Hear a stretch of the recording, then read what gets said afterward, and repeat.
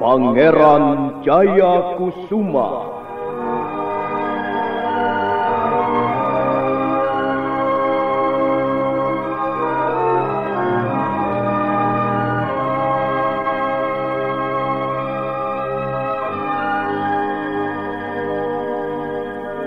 Sebuah serial drama radio yang dipersembahkan oleh Teater Sanggar Cerita dan Sanggar Prativi bekerja sama dengan PT Bayer Indonesia.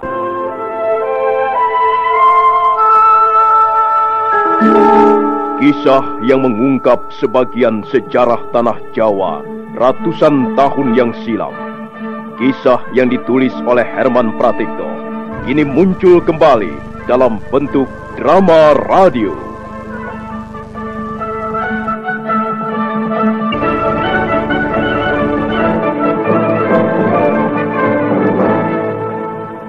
Naskah disusun dan diolah oleh S. Tijab, teknik dan montase Rudi Tinangon dan M. Pranoto, sutradara E.W.S. Yuwono. Apakah beliau juga menjelaskan tentang obat pemunah itu? Coba akan kuteruskan, Bi. Iya. Ada 7 jenis daun yang kubutuhkan untuk meramu obat pemunah racun itu. 4 jenis diantaranya bisa kuperoleh di sekitar Gua Kapakisan. Sedang 3 jenis yang lain, entah di mana aku harus mencarinya. Karena termasuk jenis tumbuhan langka. Nah, anak-anakku, kalian jangan bersedih hati karena kepergianku ini. Kalau Sang Hyang Maha Agung mengizinkan, tentulah aku akan sembuh. Dan suatu ketika kita bisa bertemu kembali. Selamat tinggal anak-anakku. Dan selamat berlatih. Mudah-mudahan kalian mampu mengungkapkan rahasia ilmu pedang Witaradia seperti yang diharapkan oleh guru kita. Beberapa hari semenjak Ki Raganata meninggalkan Gua Kapakisan, Retno Marlangen dan Pangeran Jayakusuma nampak murung. Terlebih Retno Marlangen yang sudah beberapa tahun merasa hidup dalam asuhan dan perlindungan orang tua yang selalu nampak tenang dan ramah itu. Tapi akhirnya dia pun sadar bahwa tak ada gunanya bersedih hati. Bodoh juga aku ini. Untuk apa aku harus murung setiap hari? Kata orang, murung berarti siap menjadi sahabat setan. Hasil apa yang bisa dicapai oleh para penyedih dan pemurung? Nol besar. Nah, lebih baik aku berlatih dan menekuni kembali kitab Witaradia seperti yang dipesankan guru melalui Eyang Raganata. Heh, Kusuma, ayo bangun. Bangun.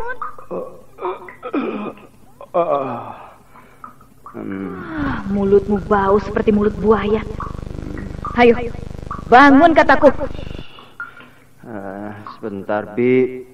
Masih dingin. Kau mau bangun atau tidak? Aduh. Iya, Bi. Aku bangun. Tapi lepaskan dulu. Malas. Bagaimana kita bisa cepat meraih kemajuan kalau malas? Ayo cepat bangun dan ikut aku. Wah, banyak benar ruangan di sini, Bi. Itu semua yang membuat guru kita. Untuk apa kamar sebanyak ini? Aduh, kau bodoh Jayakusuma. Sungguh-sungguh bodoh. Ini adalah Goa Kapakisan, sebuah perguruan silat. Tentu saja kamar-kamar itu untuk berlatih berbagai macam ilmu silat. Kau lihat, ruangan yang sempit di sana itu. Iya, Bi. Aku lihat. Nah, kamar itu untuk berlatih memukul dengan telapak tangan. Kamar di sebelah kirinya untuk latihan memukul udara. Kemudian, kamar di sebelah barat, yang pintunya menonjol itu, untuk melatih pukulan dan tendangan. Lalu yang di sebelah timur, yang bentuknya setengah lingkaran, adalah ruangan untuk melatih ilmu pedang. Yang di sebelahnya, Bi? Nah, itu untuk berlatih menggunakan senjata bidik seperti panah atau bandil. Sedang ruangan kecil di depannya adalah tempat untuk melatih himpunan tenaga sakti. Wah, hebat sekali kalau begitu. Semua bisa dilatih dengan baik di sini. Apakah masih ada ruangan lainnya, Bi? Ada. Mari ikut aku. Nah, inilah ruangan yang pernah diceritakan oleh Eyang Raganata. Ruangan yang dindingnya terdapat lukisan gerak ilmu pedang Witaradia? Iya. Ini sebenarnya ruangan rahasia. Tapi sekarang sudah bukan rahasia lagi. Justru sekarang kita mendapat tugas mengungkapkan rahasia yang terdapat di dalamnya. Ayo, mari kita masuk. Awas, aku akan mendorong pintunya. Sejenak Retno Marlangen memejamkan matanya. Kemudian pelan-pelan dia meraba dinding batu yang merupakan pintu rahasia ruangan itu.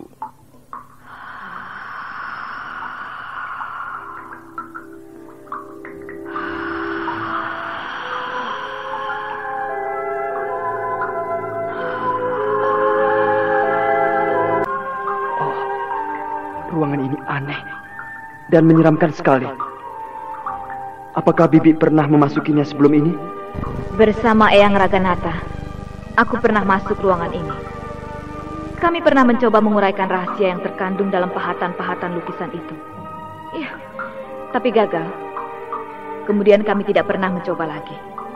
Wah, ada ribuan lukisan yang menggambarkan seseorang tengah bermain pedang dalam berbagai gaya permainan. Nah, kau lihat di sebelah kiri itu, yang dilukis menempel pada dinding di sudut atas ruangan. Nah, aku tahu, Bi. Itulah rahasia ilmu kepandaian Mahapati Gajah Mada. Itulah ilmu pedang Garuda Winata. Aku kenal benar sifat-sifat geraknya. Walaupun aku hanya menguasainya secara hafalan, bukankah ada manfaatnya juga? Ya, kalau begitu, baiklah. Kita mulai dengan menyelami ilmu pedang Garuda Winata. Baru kemudian kita beralih ke Witaradia. Dan mulailah mereka berdua menekuni ilmu sakti ciptaan Mahapati Gajah Mada yang terkenal dengan sebutan Garuda Winata. Pangeran Jayakusuma memanfaatkan ilmu pengetahuan hafalan yang pernah diberikan Pangelet. Sementara Retno Marlangen berusaha menguraikannya dalam bentuk gerakan silat berdasar pengalaman dan tingkat kemampuannya. Demikianlah, kerjasama mereka berjalan dengan cukup baik. Kemajuan pun diperoleh cukup pesat. Tapi pada bulan ke-8, semenjak mereka mulai berlatih secara sungguh-sungguh, timbullah kesulitan-kesulitan. Bagaimana Jayakusuma? Agaknya kita terpaksa berhenti dulu. Iya, Bi. Jurus-jurusnya semakin sulit. Banyak cabang-cabangnya. Aku seperti menghadapi teka-teki besar. Tapi persoalan Garuda Winata sudah hampir bisa kita pecahkan, Bi. Bibi tidak usah khawatir. Kita jalan terus. Aku akan siap membantu Bibi. Semangatmu memang sudah cukup, Jayakusuma. Tapi sayang, ilmu kepandaianmu belum mencapai tataran yang kita butuhkan. Apa yang kau peroleh dari gurumu Pangelet ternyata hanyalah sekumpulan jurus-jurus dasar yang masih dangkal. Padahal kenyataannya seperti yang kita saksikan dalam lukisan dinding itu. Ilmu Garuda Winata mempunyai kedalaman yang sukar dijajaki. Iya, benar, Bi. Aku sama sekali tak menduga bahwa Paman Mada mampu menciptakan ilmu sedalam itu. Nah, kau lihat sendiri gambar yang di sana itu. Untuk memecahkan rahasia jurus aneh itu, kau harus mampu menghancurkan sebongkah balok batu hanya dengan telapak tanganmu. Dan lihat, gambar di sebelahnya. Kau harus mampu melompat setinggi 12 batang tombak untuk bisa mengerti rahasia kedalaman jurus maut itu. Bukankah ini merupakan kesulitan besar? Benar, Bi. Sedang tingkat kemampuanku sampai saat ini belumlah seberapa. Kau sudah banyak kemajuan juga, Jayakusuma. Kau tidak lagi menyerang seperti seekor babi. Sang waktu terbang dengan cepatnya. Tak terasa telah 1 tahun mereka berada di dalam Goa Kapakisan. Dan selama itu pula mereka selalu berdua. Siang mereka berlatih dan malam mereka tidur bersama dalam satu ruangan. Namun sampai saat ini tak pernah terjadi suatu hubungan yang menjurus kepada hubungan antara insan pria dan wanita. Hubungan mereka terbatas pada hubungan antara guru dan murid. Besok akan kita coba lagi. Aku masih penasaran. Jayakusuma? Jayakusuma! Apa, Bi? Apa yang sedang kau pikirkan? Tidak, Bi. Aku tidak memikirkan apa-apa. Kau belajar berdusta di mana, Jayakusuma? Sebenarnya, aku heran, Bi. Mengapa kita harus begini terus-menerus? Apa maksudmu? Ya, kadangkala aku merasa jenuh, Bi. Tiap hari belajar ilmu tak ada hentinya. Itu memang tugas yang dibebankan guru di atas pundak kita. Apakah kau akan mengingkari janjimu di depan Abu Guru? Ya tidak, Bi. Aku hanya merasa jenuh. Bukankah selama ini kita tidak pernah menikmati hiburan? Hiburan? Hiburan apa? Ya, hiburan apa saja yang membuat hati kita gembira. Selama ini, kita hanya bekerja keras menekuni ratusan jurus, berusaha memecahkan jurus-jurus yang penuh teka-teki dan rumit. Lalu, berlatih pukulan, berlatih tendangan, dan tenaga dalam, dan sebagainya. Apakah Bibi tidak merasa jenuh? Apakah sekali-sekali Bibi tidak ingin turun gunung? Turun gunung? Untuk apa? Melihat kota. Ada apa di kota? Wah, banyak sekali, Bi. Banyak sekali yang bisa kita lihat di kota. Jalan-jalan yang lebar, rumah-rumah yang bagus, kereta-kereta yang bagus, dan orang-orang yang berpakaian bagus-bagus. Kota itu menyenangkan, Bi. Kalau pagi, kita bisa melihat orang-orang berduyun-duyun ke pasar atau ke tempat mereka bekerja. Dan jika sore hari, kita bisa menikmati udara sejuk sambil berjalan-jalan. Malam hari pun masih ada yang bisa kita nikmati di kota. Apalagi kota besar seperti Majapahit. Aku tidak mau ke kota. Mengapa, Bi? Kita tidak akan ke kota. Tidak akan kemana-mana. Sekali-sekali kan boleh, Bi. Masa kita akan menyekap diri dalam gua seperti ini terus-menerus? Kita bisa tua di dalam gua, Bi. Tutup mulutmu, Jayakusuma. Kita tidak akan turun gunung sebelum berhasil menyingkap rahasia ilmu Witaradia.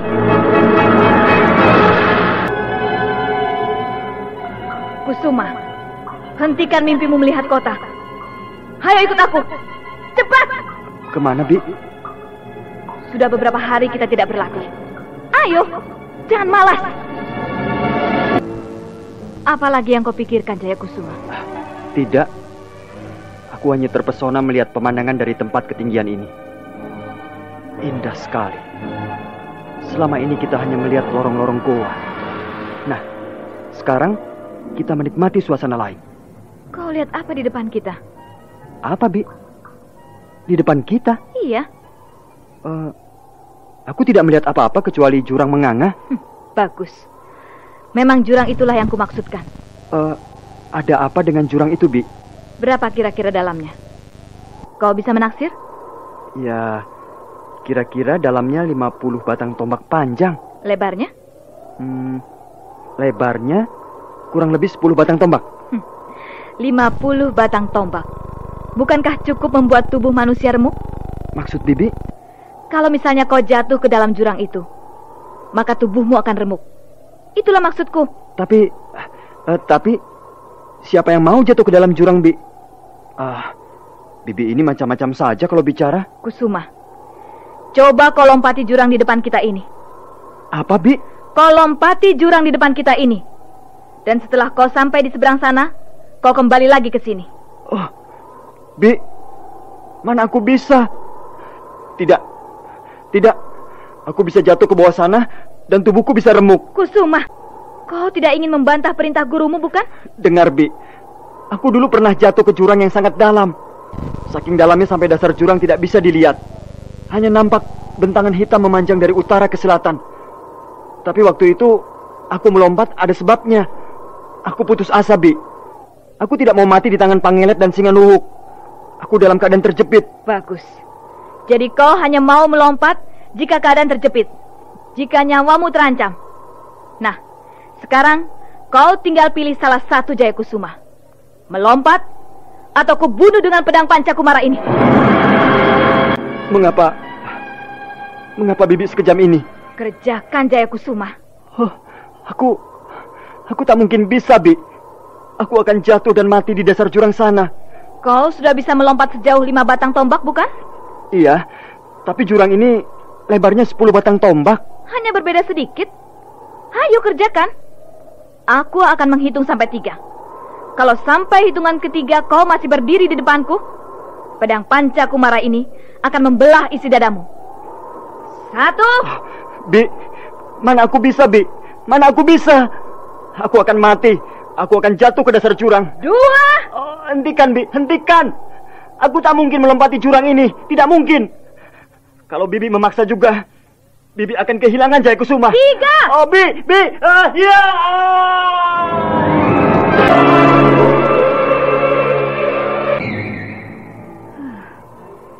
Ternyata dia hanya takut. Dan rasa takutnya itulah yang membuat dia menyerah sebelum berbuat sesuatu. Watak yang harus dirombak. Bagaimana, Jayakusuma? Apakah tubuhmu sudah remuk di dasar jurang? Tidak, Bi. Aku masih sehat. Masih segar bugar. Dan Bibi bagaimana? Apakah masih kelihatan cantik? Dia mengatakan aku cantik.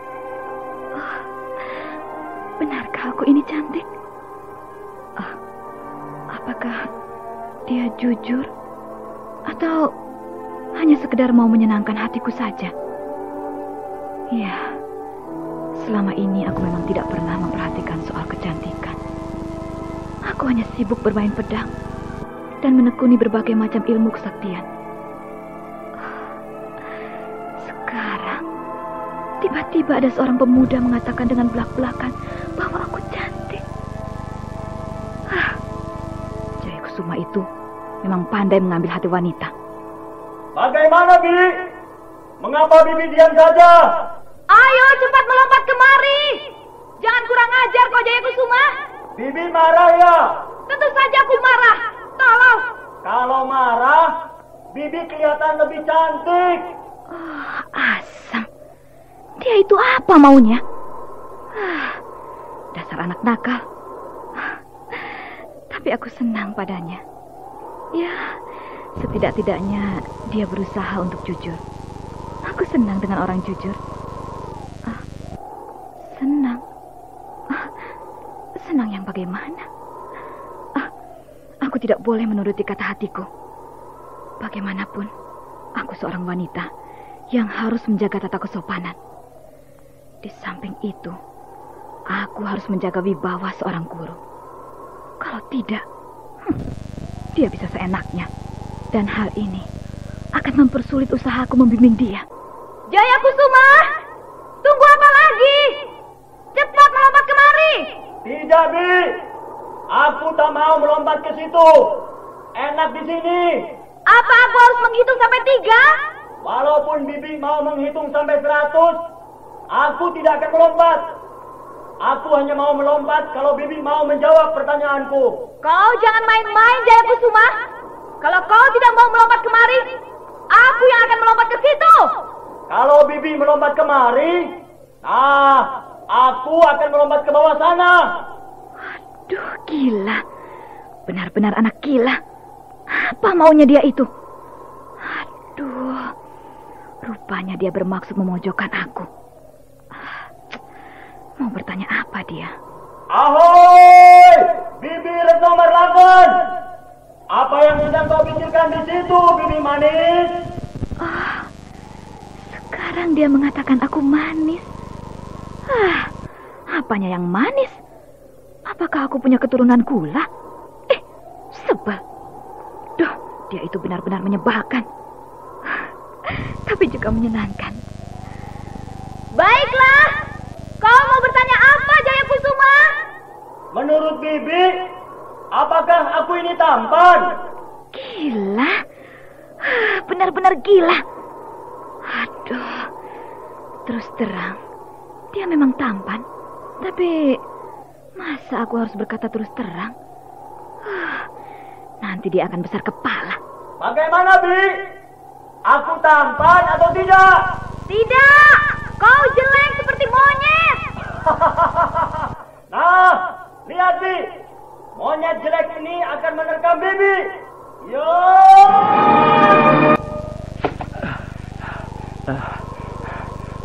Bagaimana, Bi? Apakah lompatanku cukup bagus? Bagaimana monyet jelek bisa melompat bagus? Ayo ikut aku. Kemana lagi, Bi? Kau harus dihukum karena kata-katamu yang sangat tidak sopan kepada gurumu. Hah?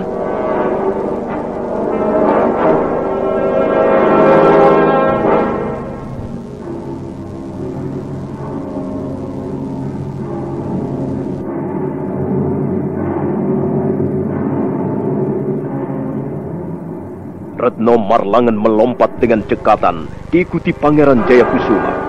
Mereka berlari dengan lincah menyusuri dataran yang luas. Sesampai di sebuah tanah lapang yang banyak ditumbuhi daun ilalang, Retno Marlangen menghentikan langkahnya. Aduh, panas sekali di sini, Bi. Matahari menyengat. Kepalaku sampai pusing. Seorang murid yang baik tidak akan banyak mengeluh. Kau sudah siap? Siap apa, Bi? Lihat. Aku menggenggam peniti perak. Jumlah peniti ini semuanya 1000 buah. Sekarang lihat. Akan kusebarkan peniti ini ke tengah rumpun ilalang.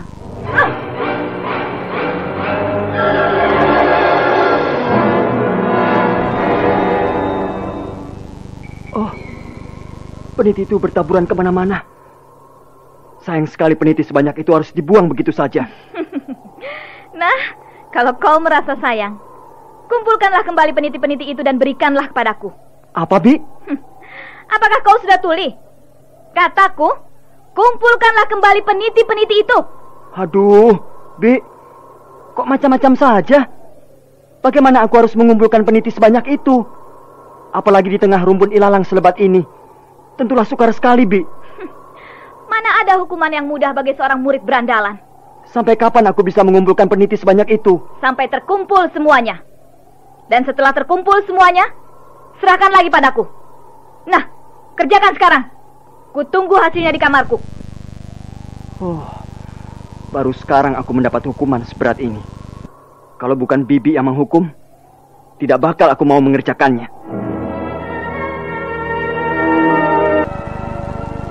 Setelah Retno Marlangen pergi, Pangeran Jayakusuma berdiri terpekur sesaat lamanya. Kemudian pelan-pelan menyusuri daun ilalang memunguti peniti perak. Sementara itu panas menyengat, matahari bertengger di atas kepala. Tanpa menghiraukan haus, lapar dan lelah, Pangeran Jayakusuma terus menyuruk-nyuruk ke rumpun ilalang.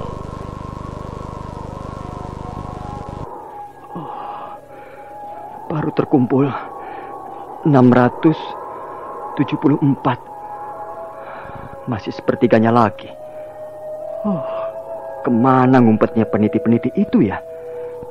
Nah, ini satu lagi. 2. Lumayan. Oh, aneh sekali. Baru ku dengar ada hukuman mengumpulkan peniti. Aduh, panasnya bukan main. Sampai mau meledak rasanya kepalaku. Nah, satu lagi. Aduh, peniti sebanyak itu disebar sampai terbang kemana-mana. Dan sekarang aku harus mengumpulkannya satu persatu. Hus, jangan banyak mengeluh kau, Jayakusuma. Kerjakan saja. Itulah upah mulutmu yang kurang sopan di depan gurumu. Ya, soalnya gurunya cantik. Apa salahnya menggoda gurunya sendiri yang cantik?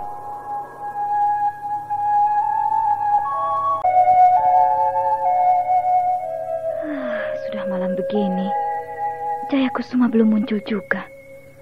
Apa dia sakit hati, lalu tidak mau mengerjakan hukuman itu? Atau bagaimana? Anak nakal itu, biasanya dia sudah meringkuk di situ. Tidur sambil mendekap lututnya sendiri. Jangan-jangan dia mendapat bahaya. Oh, hatiku jadi tidak enak. Baiklah, kususul dia. Tapi Malam-malam begini, aku harus membawa obor.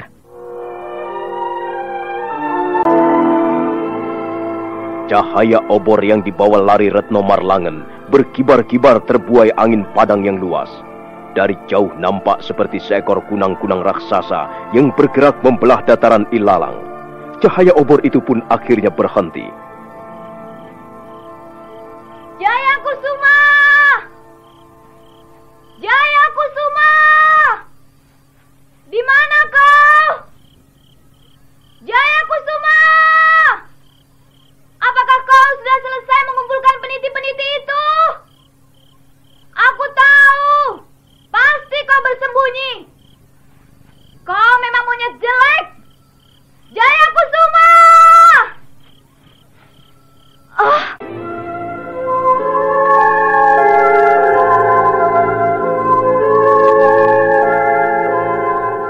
Jaya Kusuma, apa yang kau lakukan di sini? Apa yang kau lakukan di sini? Tubuhmu lemah sekali. Kau harus segera pulang. Tidak, Bi. Nanti kau jatuh sakit. Ayo pulang. Tidak. Aku mau mengerjakan hukuman ini dengan sebaik-baiknya. Aku mau menjadi murid Bibi yang baik. Ya, itu bagus. Kalau kau murid yang baik, tentu akan menurut pada kata-kata gurumu. Sekarang gurumu mengajakmu pulang. Masih kurang 1 peniti lagi, Bi. Lihat, aku baru mengumpulkan 999. Kurang 1 lagi. Barangkali dia terselip di sekitar sini. Sudahlah, lupakan yang cuma 1 itu. Ayo Jaya Kusuma. Aku harus menemukan semuanya. 1000. Tak kurang 1 pun dari 1000. Maaf, Bi. Hentikan permainanmu yang gila itu, Jaya Kusuma. Nah, saudara pendengar, bagaimanakah kisah selanjutnya?